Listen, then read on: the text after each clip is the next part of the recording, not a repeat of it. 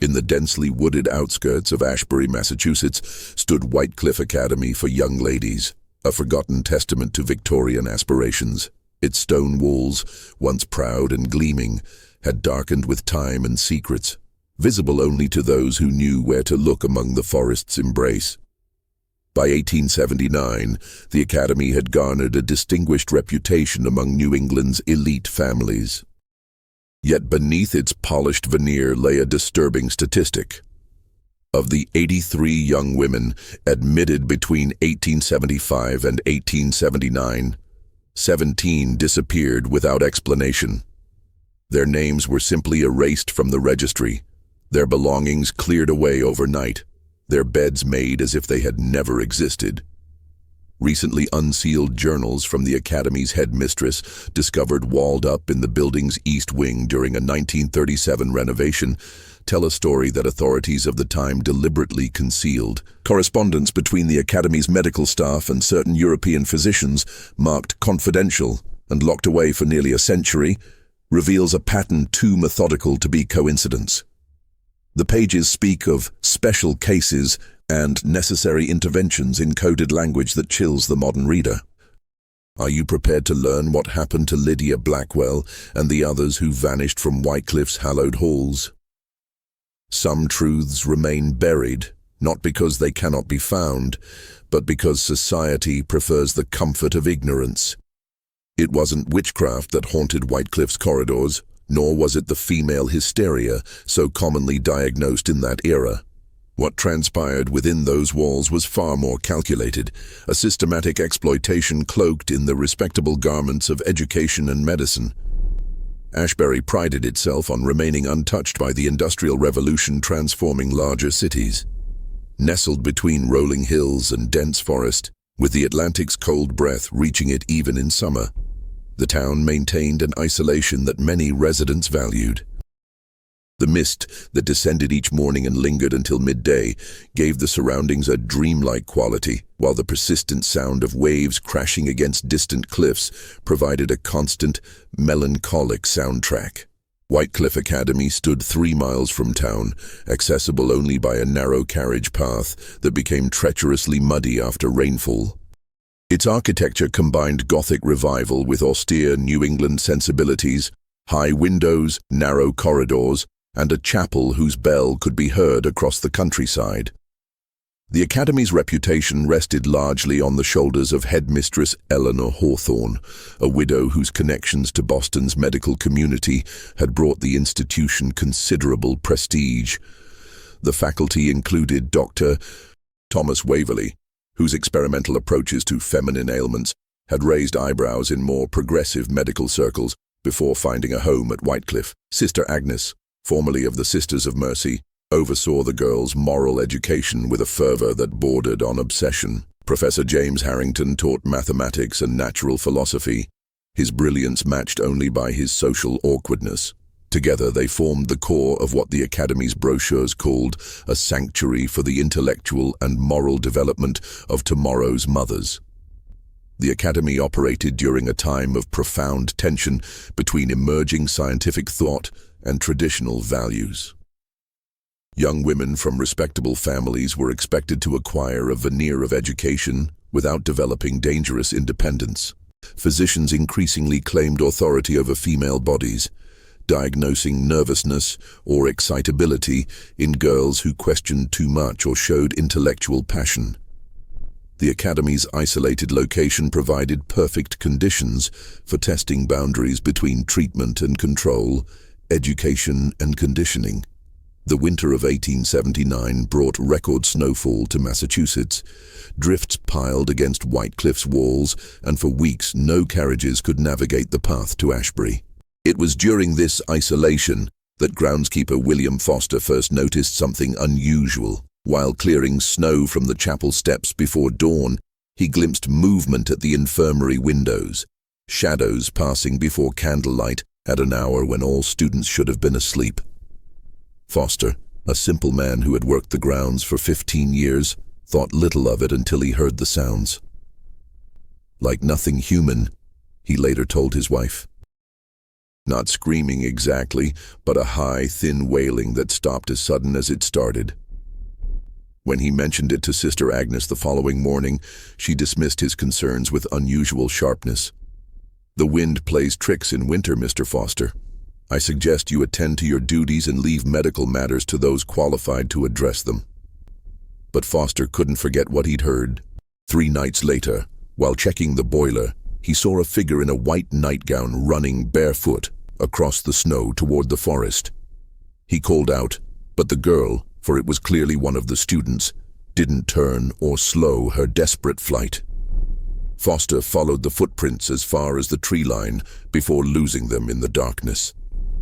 When he reported this to Headmistress Hawthorne, she summoned Dr. Waverley immediately.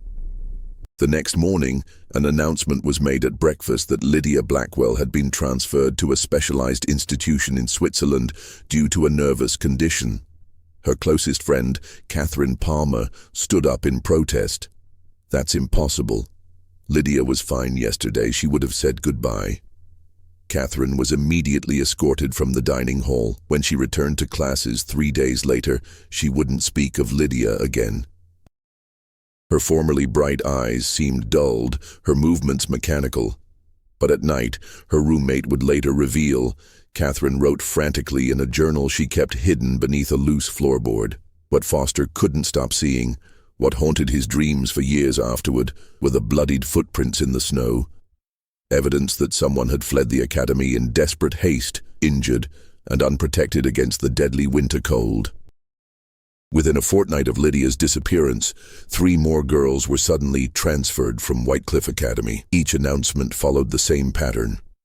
A previously healthy student would be escorted to the infirmary for a minor complaint, a headache, dizziness, or fatigue, and by morning their belongings would be packed and their names struck from the register. The official explanation never varied. The girls had been sent to specialized facilities better suited to address their unexpected nervous conditions. When Elizabeth Thorne returned to classes after a 3-day stay in the infirmary for a mild fever, her roommate, Martha Winters, immediately sensed something had changed.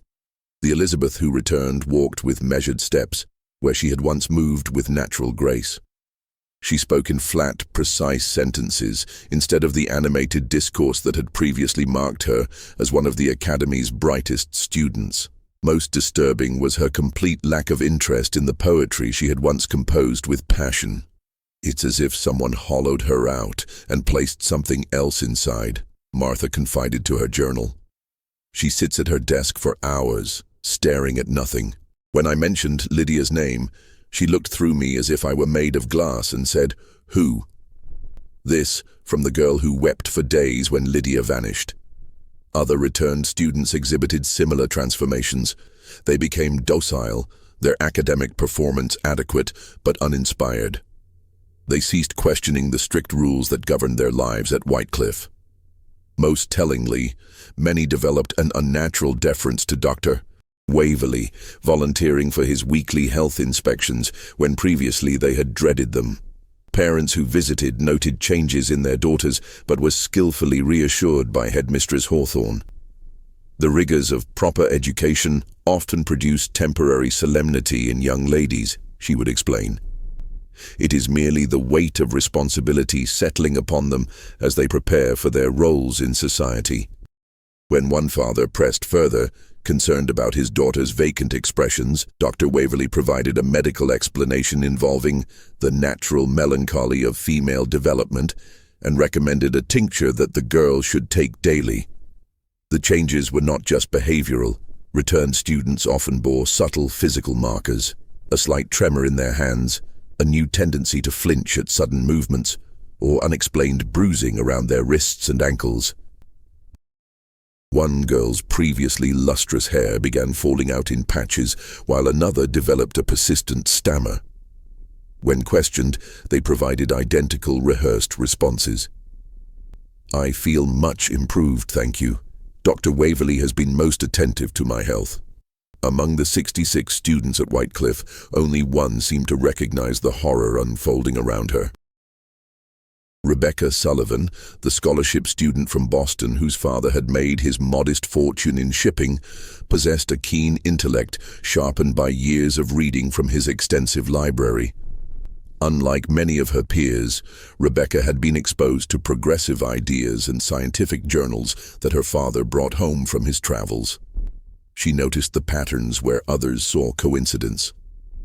Rebecca began keeping a detailed record of changes in her fellow students. In a small notebook disguised as a prayer book, she documented dates, behaviors, and physical symptoms. She created a map of the academy, marking with tiny crosses the rooms of girls who had disappeared or returned changed. A pattern emerged. Dr. Waverley seemed to select girls who exhibited particular traits: intelligence, defiance, creativity, or unusual beauty. It cannot be chance that Mary Wilson was taken the day after she questioned Professor Harrington's mathematical theorem, Rebecca wrote. Nor that Emma Douglas vanished following her recitation of that controversial poem. They select those with fire in their minds. Rebecca's vigilance extended to the staff as well. She observed Sister Agnes collecting uneaten food from certain students' plates, wrapping it carefully in cloth before taking it to Dr. Waverley's office. She noted the delivery of unusual equipment, glass containers, surgical instruments, and chemicals whose names she carefully transcribed from their labels when the storage room was momentarily unattended. Most disturbing were the nighttime activities. Unable to sleep due to growing anxiety, Rebecca began conducting silent midnight observations from her window and through carefully timed walks to the lavatory. On 3 occasions, she witnessed orderlies carrying canvas-wrapped bundles from the infirmary's rear entrance to the groundskeeper's shed near the forest edge. Once, a bundle moved. The following morning, another student was announced as transferred. Rebecca knew she needed evidence beyond her own observations.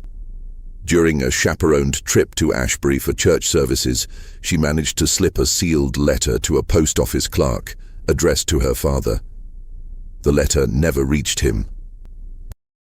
2 days later, she was summoned to Headmistress Hawthorne's office.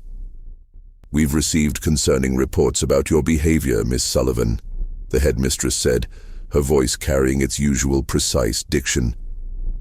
"Wandering the halls at night, asking inappropriate questions about your fellow students' health.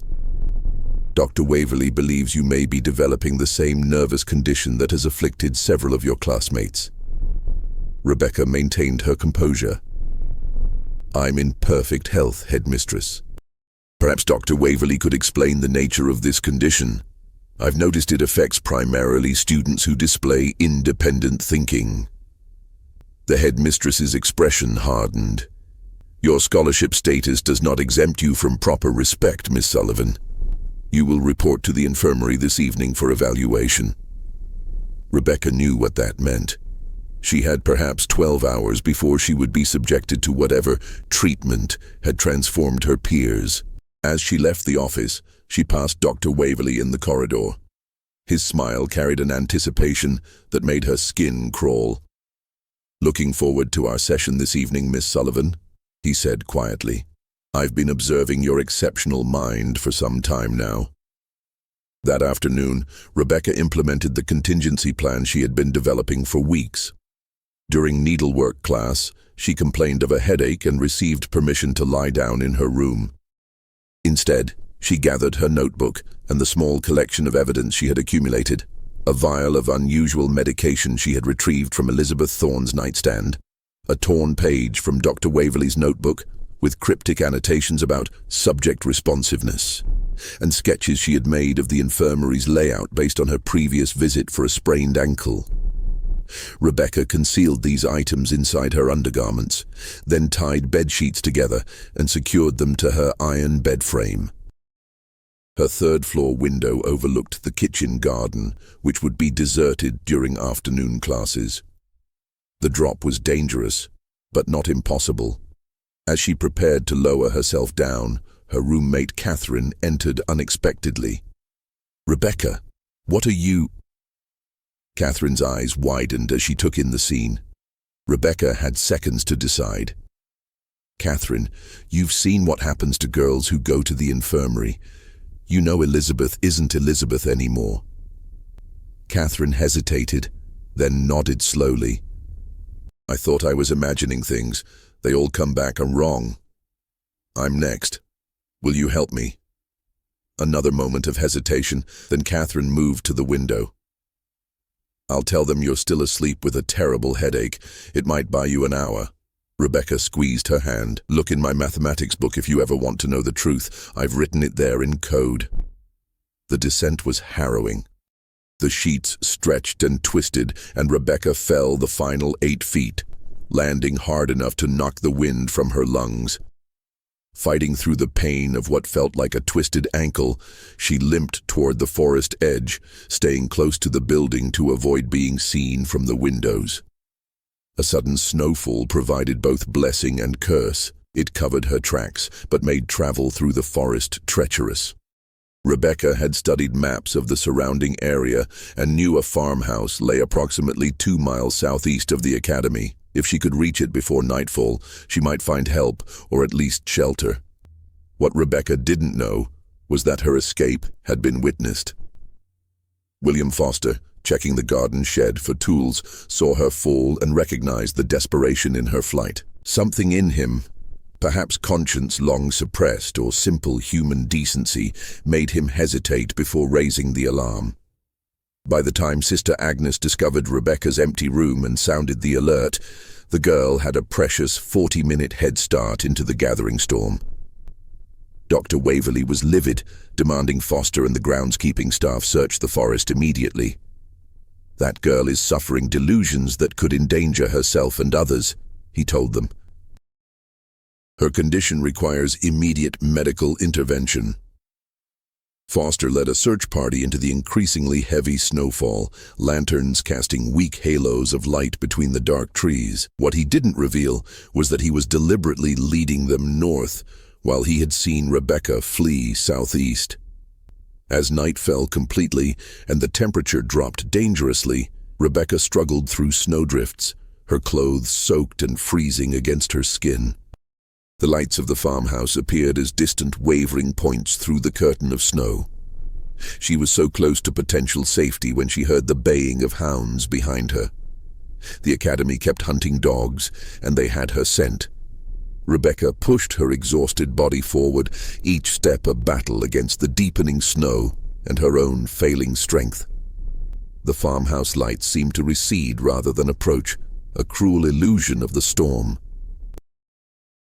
The baying of the hounds grew louder, their excited cries echoing through the forest as they closed the distance. In desperation, she veered toward a frozen stream, knowing water might confuse her scent.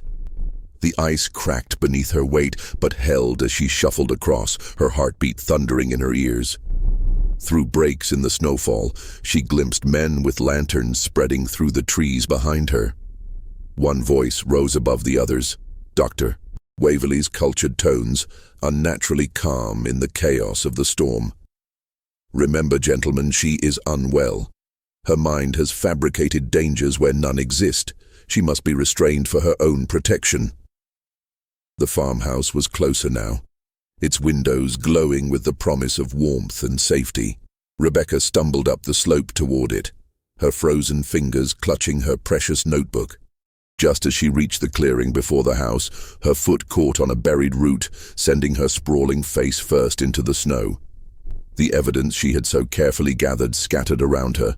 As she desperately gathered the papers, a lantern light swept across the clearing.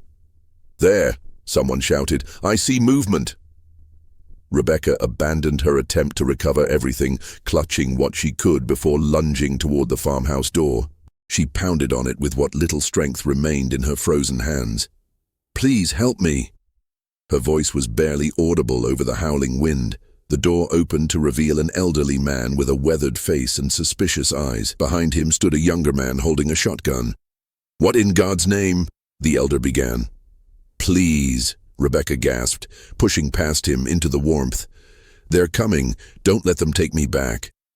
Before she could explain further, lantern light flooded the yard and Dr. Waverley appeared at the threshold. his normally impeccable appearance disheveled by the search. Snow clung to his coat and hat, but his smile remained perfectly controlled. "Ah, Mr. Collins," he addressed the farmer. "Thank you for sheltering our wayward student. Miss Sullivan suffers from delusions, I'm afraid. We've been terribly worried." The farmer looked uncertainly between Rebecca and the doctor. "Girl seems mighty afraid, Dr. Waverley." "A symptom of her condition, sadly. Paranoid fantasies are common in female hysteria. Her parents have entrusted her care to Whitecliff Academy." Dr. Waverley produced papers from his coat. "I have authorization for her treatment." Rebecca clutched at the younger Collins' arm. "He's lying. They're doing something to the girls at Whitecliff. They come back changed. Empty. Please look at my evidence." Her trembling hands held out her soggy notebook and the vial of medicine. The younger Collins took them hesitantly while his father examined Dr. Waverley's documents. "These look official enough," the elder Collins said slowly. "Jacob, look at her," the son said quietly. "This ain't right." A tense silence fell, broken only by the sound of dogs panting outside and men shuffling in the snow. Then Jacob Collins made a decision that would haunt him for decades. "Get the sheriff," he told his son. "The girl stays here tonight." "Doctor." Waverley's composed expression faltered momentarily. "Mr. Collins, Miss Sullivan requires immediate medical attention. The cold has—" "Then it's fortunate my Martha was a nurse before we married," Collins interrupted. "Sheriff can sort this out in the morning." What followed was a night of uneasy vigilance. The Collins family treated Rebecca's hypothermia while keeping armed watch at the windows. "Doctor." Waverley and his men retreated, but remained visible at the edge of the property, lanterns glowing like predatory eyes in the darkness. By morning, when Sheriff Thornton arrived from Ashbury, Rebecca had recovered enough strength to present her evidence coherently. The sheriff, a methodical man with a reputation for fairness, examined the notebook, the medication, and the torn page from Dr. Waverley's records. "These are serious accusations, Miss Sullivan," he said gravely. "I'll need to investigate the academy." Dr. Waverley, who had been permitted inside with the daylight, maintained his professional demeanor. "Of course, Sheriff. Whitecliff has nothing to hide. However, I must insist that Miss Sullivan return with me for treatment while your investigation proceeds." "That won't be necessary," came a new voice from the doorway. A tall man in a sea captain's coat stood there, his face lined with worry and relief. "Rebecca will be coming home with me." "Father!" Rebecca cried, rushing into Captain Sullivan's arms. The unexpected arrival of Captain Sullivan changed the dynamic completely. His presence, commanding and backed by Boston connections, forced a temporary stalemate. Rebecca would remain with her father while Sheriff Thornton conducted his investigation of Whitecliff Academy. That investigation began promisingly. Armed with Rebecca's evidence, Thornton arrived at the academy unannounced the following day. But when he returned to Ashbury that evening, something had changed. His eyes held the same vacant look that had characterized the treated students. He declared the matter closed, citing a disturbed girl's fantasies as the cause of the disruption. Captain Sullivan, recognizing the danger, immediately removed Rebecca from Massachusetts entirely, taking her to relatives in Philadelphia. From there, they traveled to Europe, where Rebecca's story found more receptive ears among progressive medical practitioners alarmed by emerging patterns of abuse in women's asylums and academies. When American authorities finally conducted a proper investigation of Whitecliff Academy in 1881, prompted by pressure from European medical societies and persistent rumors, they found the building completely abandoned. Dr. Waverley, Headmistress Hawthorne, and the core staff had vanished months earlier. What remained told a partial story. A hidden laboratory beneath the infirmary containing surgical equipment, restraints, and journals documenting personality reconditioning techniques and experimental treatments for female intellectual abnormalities. Most disturbing were the remains discovered in the small cemetery behind the groundskeeper's cottage. Unmarked graves containing the bodies of 5 young women whose causes of death could not be determined due to decomposition. None matched Lydia Blackwell's description. Rebecca Sullivan never returned to America. Her detailed testimony, published anonymously in European medical journals, contributed to reforms in women's education and treatment. She lived in Switzerland, working as a translator and advocate for ethical medical practices. Her nightmares about Whitecliffe never fully subsided. Of Dr. Waverley and his colleagues, rumors occasionally surfaced. A similar academy in Canada closed suddenly after local suspicions grew. A private clinic in Vienna, where wealthy families sent difficult daughters. A research facility in northern England that specialized in behavioral modification. But no concrete evidence ever connected these institutions to the Whitecliffe staff. Most of the affected students never recovered their former personalities. Their families, embarrassed by their vacant-eyed, oddly compliant daughters, rarely spoke of Whitecliffe. Many were quietly married off to men who appreciated their unquestioning obedience and lack of intellectual ambition. As for Lydia Blackwell, the girl whose disappearance had first alerted Rebecca to the horrors at Whitecliffe, her fate remained unknown. Some claimed she had been spotted in London years later, attending a prestigious medical college under another name. Others insisted she had become Dr. Waverley's unwilling assistant, forced to participate in his experiments. The most persistent rumor suggested she had been sent to a wealthy European patron who collected uniquely conditioned companions.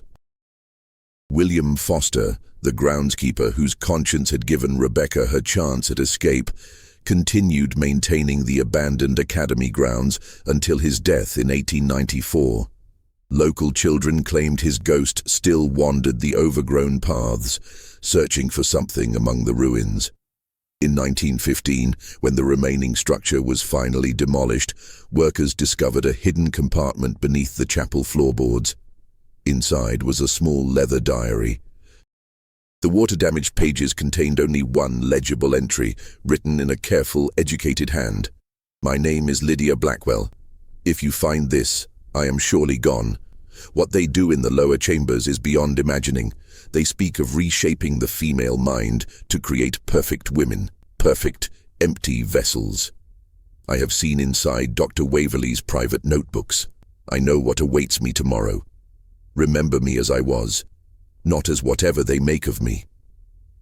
The location of that diary today remains unknown. Like so many pieces of this dark history, it disappeared into private collections or institutional archives. A testament to a time when the boundary between medical progress and moral atrocity blurred beyond recognition. In the empty field where Whitecliffe once stood, nothing grows.